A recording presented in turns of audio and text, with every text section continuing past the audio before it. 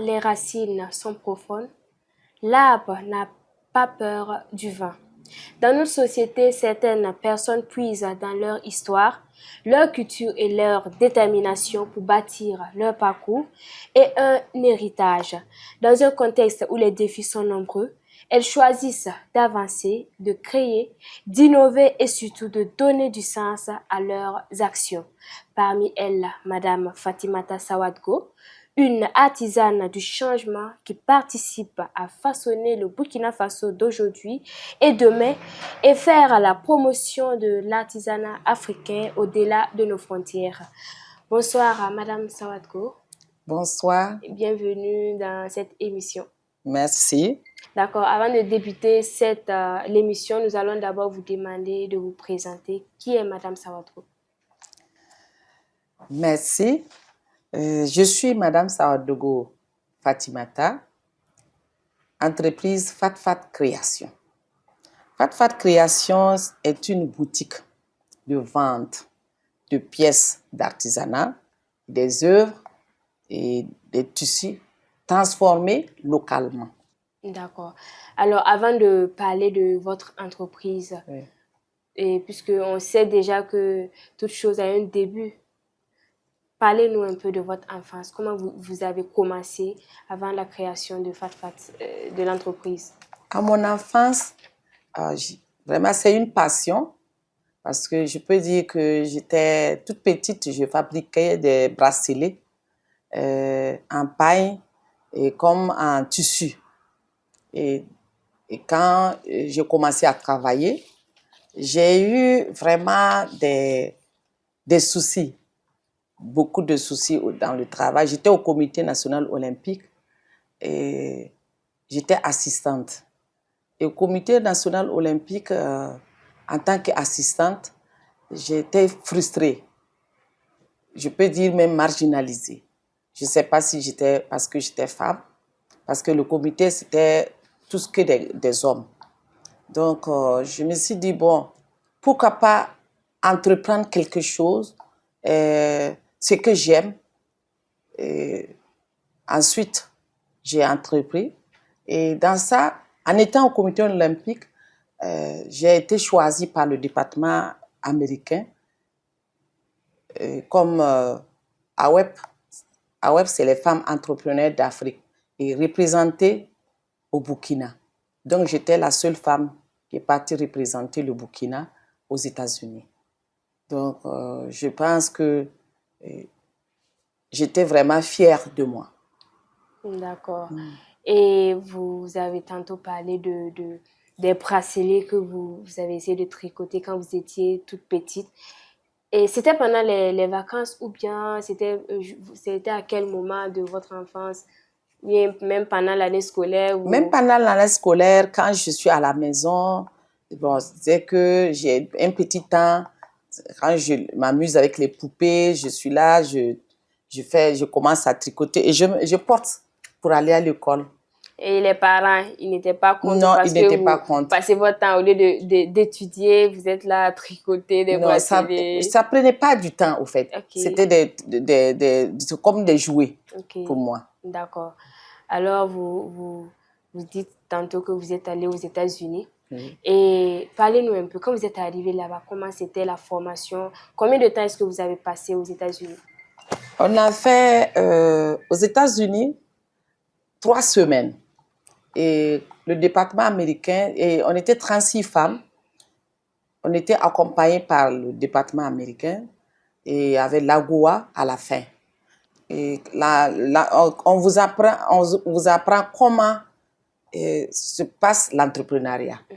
La formation, c'était surtout comment accueillir le client cible.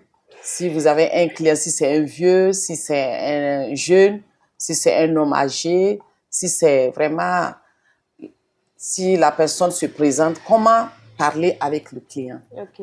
Voilà. Donc, c'est en fonction de la personne que vous devez vous adresser. Et voilà. Tout. Ok. Et combien de temps a duré la formation? 3 semaines. 3 semaines. Oui. Donc, vous êtes allé vous avez fait 3 semaines et puis vous êtes revenu. Voilà. Et c'est à votre retour que vous avez mis en place votre entreprise? C'est au retour. Et j'ai vu que, parce que quand tu pars à ce département-là, quand on vous invite, le fait d'être formé, tu découvres beaucoup de choses. Ils ont de l'artisanat. Et la formation m'a permis de grandir. Quand je suis revenue 2 ans après, j'ai ouvert Fat Fat Création. D'accord. Voilà. Et qu'est-ce qui vous a particulièrement marqué aux États-Unis? Au-delà de la formation, qu'est-ce que vous avez découvert? Qu'est-ce qui vous a marqué? Le travail bien fait. Le travail bien fait. Et il y a l'artisanat aux États-Unis. Parce qu'on nous a dirigés où se trouvent des artisans qui vivent que de l'artisanat. Voilà, qui vivent que de ça. Ils ne font pas autre passion, c'est ça. Donc, c'est le travail bien fait, l'approche du client, voilà, ce qui m'a vraiment marqué. D'accord. Voilà. Et 2 ans plus tard, vous lancez Fat Fat Création. Oui. Comment étaient vos débuts? Les débuts, j'avais peur. J'avais peur, mais comme c'est qu'on dit, si tu as le courage, la confiance en soi, j'avais confiance en moi-même et j'avais le courage et la passion. Je me suis dit que ça va aller. Et j'ai beaucoup communiqué. La communication est très, très importante. J'ai fait la communication, j'ai pris des gens j'ai créé un site web dès que je suis venue. D'abord, puisque en partant là-bas, on vous demande de créer un site web. Okay. Le site web est très important. Ça fait partie de la communication. D'accord. Et on sait aussi que mettre en place une entreprise, c'est pas facile. Comment vous avez fait le fonds, comment vous avez trouvé le fonds pour mettre en place l'entreprise, pour vous lancer? Il faut d'abord avoir un peu de choses, quelque chose sous la main avant de lancer. Ou bien déjà vous avez eu des partenaires aux États-Unis que quand vous êtes venu, vous avez eu du soutien facilement ou bien? J'ai pas eu de soutien, mais ce que j'ai commencé au début m'a permis, c'est le courage, m'a permis de prendre une boutique et le peu que j'ai pas eu quelqu'un qui m'a financé. C'est le peu que j'avais, j'ai commencé. On commande et du coup, quand je suis arrivée, je peux dire que j'étais la première à créer les rideaux, à fabriquer des rideaux. Et ici au Burkina. Au Burkina. Okay. Parce que quand j'ai eu une commande avec l'hôtel Ramadan, et je pense que c'est l'hôtel Ramadan qui m'a lancé. Dès que je suis arrivée, j'ai ouvert. J'ai eu une commande avec l'hôtel Ramadan qui m'a un peu lancé. Donc, quand j'ai fini ça, les gens ont commencé à m'approcher et j'ai eu plein de commandes comme ça. D'accord. Et Fat Fat Création, d'où vient le nom? Ou bien c'est à cause de votre prénom, Fatimata, que vous avez pris? Fat Fat Création. Et c'est quand on m'a choisi, parce que la boutique se trouvait à la maison. Dès que on m'a choisi pour aller aux États-Unis, on m'a demandé de créer comment on appelle, ma structure. Il faut un numéro IFI, il faut, comment on appelle, il faut les papiers. Oui. Je ne peux plus être dans l'anonymat. Donc, du coup, on me donne un nom. J'ai dit, bon, j'ai 5 enfants. Les derniers sont des jumeaux. Bon, je ne sais pas qu'est-ce que je vais combiner. Donc, mon prénom, c'est Fatimata. Oui. Donc, j'ai dit, bon, Fat Fat. Il se trouvait qu'aux États-Unis, Fat Fat, ça veut dire big, big en anglais. Okay. Donc, les gens, du coup, ont aimé le prénom Fat Fat Création. C'est comme ça, oui, le nom est venu. C'est comme ça, le nom est venu. Ok. Et quelles sont les difficultés que vous rencontrez dans ce domaine-là? Avec les clients, est-ce que tout va bien? Ou bien... Oui, avec les clients, bon, des fois, on a des difficultés parce qu'il y a d'autres qui disent c'est cher. Mais quand tu fais du bon travail, moi, je n'ai jamais eu de difficultés avec les clients parce que je les reçois bien et ils savent que mon travail, même si c'est cher, c'est un travail bien fait. Okay. Je suis dans la teinture. Donc, dans la teinture, je suis dans la décoration, les nappes de table, les rideaux, les sacs, les cocodondas, les pains tissés, comme je porte, ça ne se déteint pas. Okay. Dès que ça ne se déteint pas et que c'est de la qualité, le client va revenir. Ok. Voilà. J'ai des difficultés pour trouver la matière première. La matière première est très, très difficile pour nous aujourd'hui. Parce que la matière première, souvent, c'est compliqué. Et le personnel, tu prends une fille aujourd'hui, demain, au lieu d'apprendre, 1 mois, 2 mois, même si tu l'as déclaré, il va dire, et s'il trouve ailleurs, il repart, il part. Voilà ce que moi je trouve comme difficulté. Oui. Et la tenue que vous portez, vous achetez la matière première et après c'est vous qui mettez les couleurs et tout, ou bien c'est comment, même les rideaux et puis ce qu'on voit là, vous exportez ou bien vous avez un endroit où on fabrique et puis vous partez, vous envoyez ça ici. C'est vrai, je suis teinturière, mais Fat ne peut pas tout faire. Okay. Qu'est-ce que je fais? J'ai l'œil artisanal. Parce qu'il faut avoir aussi l'œil artisanal. Parce que quand tu as l'œil artisanal, dès que tu vois quelque chose qui te plaît, tu sais que tu peux transformer ce pain-là. Ce pain, je l'ai acheté et je suis allée vers un couturier. Je lui ai dit, voilà, je me suis rendu compte que je suis designer aussi. Donc, j'ai dit, voilà ce que je peux faire. Mais il faut me faire ça. Je veux que tu me fasses une tenue que je peux porter avec un pantalon. Et j'ai vu que les marmites là, et ce que vous voyez comme support, c'est moi, je l'ai fabriqué. Okay. Je suis allée, j'ai vu un soudeur.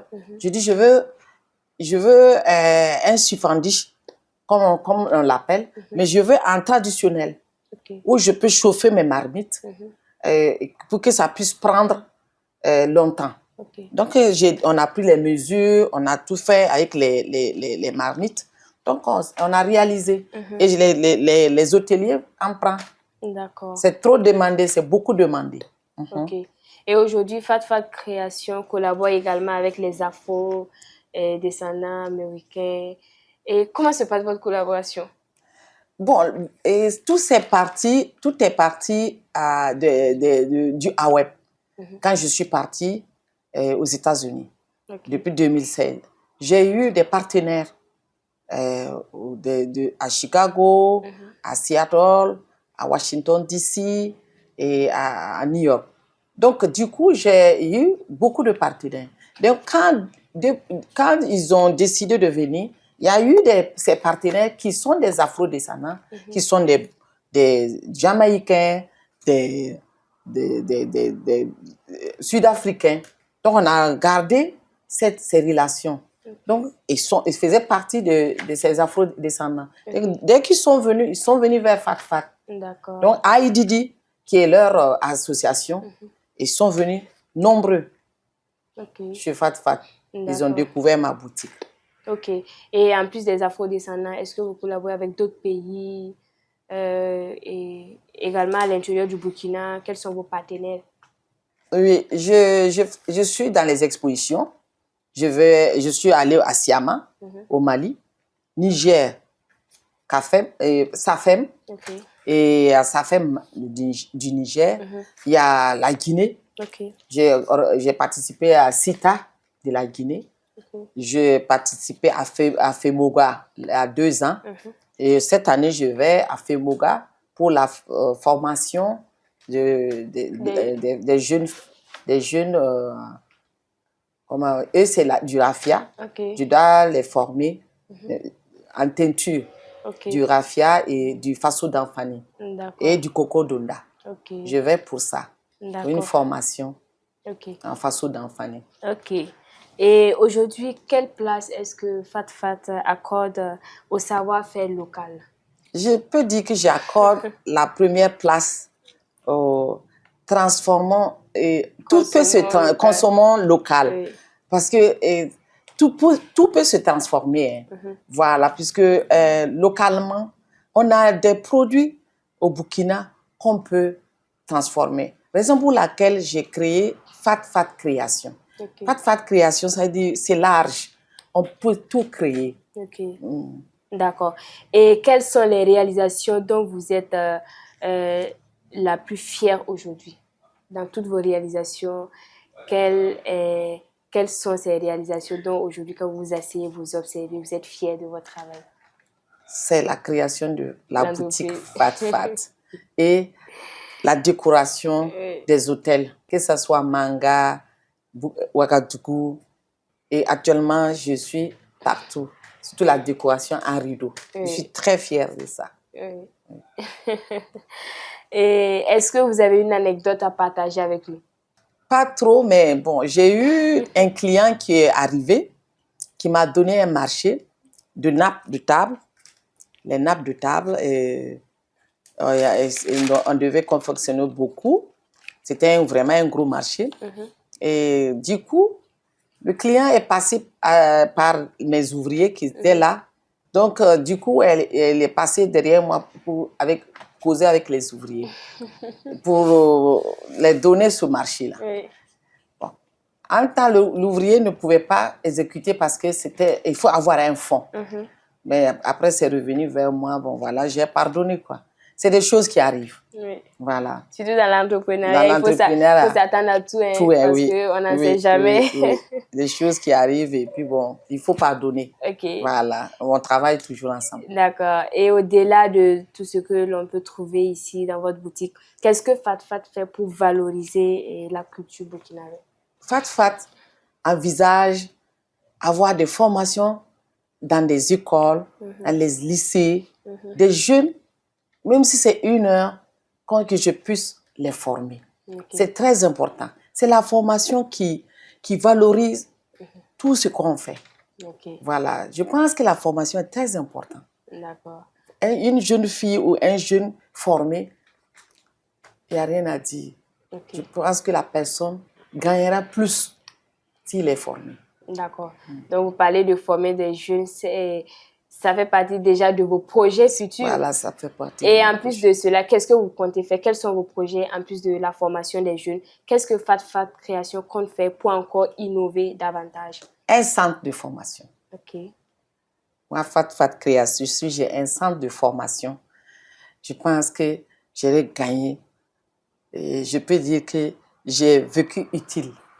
Voilà. D'accord. Et aujourd'hui, qu'est-ce que Fat Fat fait pour faire face à la concurrence? Parce que vous faites partie de l'une des femmes, l'une des premières femmes à faire les rideaux, à créer. Mais aujourd'hui, on se rend compte qu'il y en a beaucoup également qui viennent. Qu'est-ce que vous faites à votre niveau pour toujours garder cette place et faire face aux concurrences?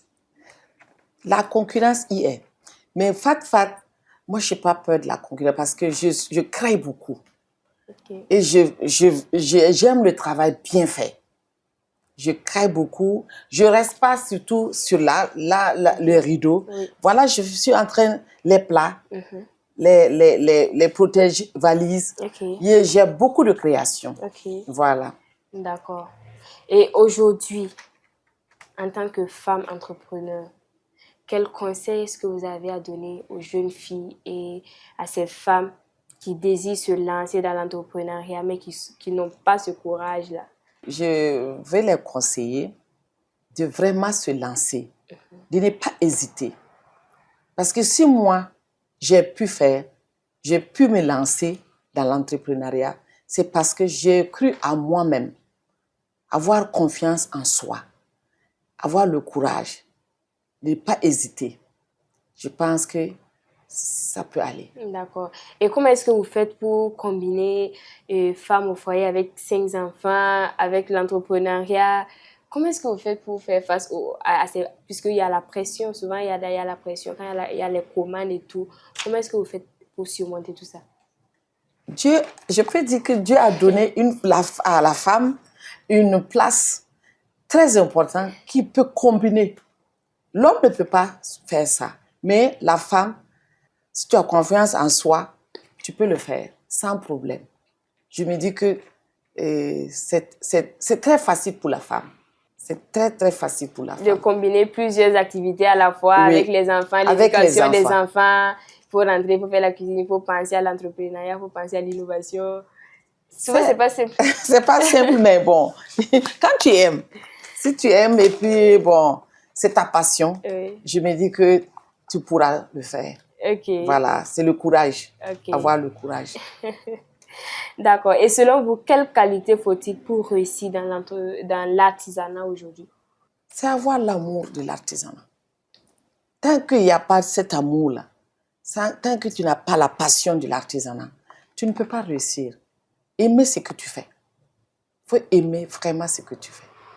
Avoir la passion, aimer, avoir le courage. Ok. Voilà. Au cours de l'émission, vous avez tantôt parlé de la création. Vous créez beaucoup. Aujourd'hui, on voit également qu'il y a un autre concurrent qui est l'intelligence artificielle qui permet également de créer. Comment est-ce que vous faites? Puisque l'intelligence artificielle est en train de venir en force également, les gens s'inspirent de cela pour faire également des créations. Merci. Est-ce que Fat Création n'a pas peur de ce concurrent-là? Moi, je n'ai pas peur parce que l'artisanat reste l'artisanat. C'est des pièces uniques. On ne peut pas produire beaucoup. Aux États-Unis ou ailleurs, une pièce peut nourrir l'artisanat un an. L'artisan un an. Mais ici, bon, ils vont se dire que c'est simple, c'est un truc simple. Sinon, tu me dis de reproduire cette nappe-là, je ne peux pas. Ou bien ce coussin-là, je ne peux pas. C'est une seule pièce. Ok. Voilà. D'accord. Et on sait aussi que les Américains, ils sont plus dans l'art que le Burkinabé. Ils Oui. s'intéressent beaucoup à l'art que le Burkinabé. Comment est-ce que vous faites pour rentrer en contact avec ces Burkinabés pour les amener vraiment à s'intéresser également à l'art? C'est la communication. C'est vraiment avoir des gens qui vont, genre les Dacia, qui vont venir pour faire, passer la communication, Facebook, et TikTok, tous ces gens-là. Et c'est à travers également Voilà, la publicité. Vous faites souvent des spots publicitaires. C'est ça. Ok. Et le tableau également, un peu derrière vous, c'est vous qui l'avez fait? Non, c'est des artisans qui travaillent avec moi. Okay. Dès que j'ai besoin d'un tableau, je les explique, je veux ça, ça, ils m'emmènent. Ils travaillent beaucoup avec des artisans locaux. Ok. Voilà. Selon vous, qu'est-ce que l'on doit faire pour encore valoriser l'artisanat au Burkina, pour amener les gens à s'intéresser beaucoup à l'art, à nos cultures? Qu'est-ce qu'on doit faire pour vraiment motiver les gens? C'est former toujours ces jeunes-là. Parce qu'aujourd'hui, si tu veux avoir un jeune qui fabrique ce pot-là, tu vas trouver que c'est un vieux. Et ça veut dire que s'il meurt, il est parti avec ses connaissances. Les jeunes ne prennent pas le temps dans la formation. Alors que c'est très important. Ben, en plus de la formation, il faut souvent peut-être une sensibilisation parce que les jeunes peut-être d'aujourd'hui diront que s'asseoir et puis faire ça, c'est une perte de temps. Aujourd'hui, voilà la communication. Voilà, communiquer envers eux. Moi, je pense que si on crée un centre de formation, c'est à ce moment qu'on pourrait les voir. Tu vas voir les jeunes là où. Même si tu fais la publicité, eux, ils vont que regarder les images. Mais quand il y a un centre de formation ou une formation où ils font la poterie, ils seront là. Et on dit que c'est pour pendant 3 ans, 4 ans, 5 ans. Il est obligé de rester pour pouvoir avoir un diplôme. Voilà. Si vous partez à Ouagadougou et on vous dit qu'il y a un centre de poterie, il n'y en a pas. Vous allez trouver ça où? Il faut ces centres-là.